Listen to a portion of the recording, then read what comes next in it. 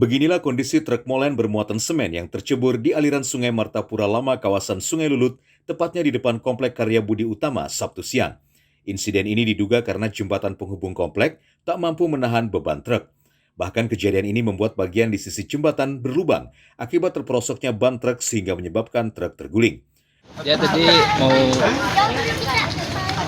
belakang ngecor di jalanan ini, terus molen ini masuk bermundur, jadi mungkin berat sebelah kiri jembatannya, kayunya mungkin jabuk di bawah.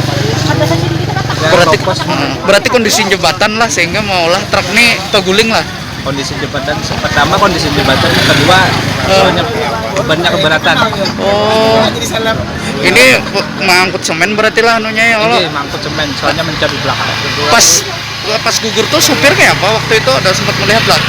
Sebelum jatuh itu amblas aja dulu, bannya amblas, jadi supir turun, baru beberapa menit, 5 menit atau 7 menitan baru Nyemplung lah. Ya.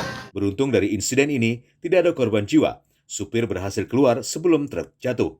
Namun kondisi jembatan yang berlubang menghambat pengguna jembatan yang melintasi komplek. Hingga berita ini ditayangkan, tim evakuasi belum ada di lokasi kejadian. Dari Martapura, Alif Hidayatullah, K1net.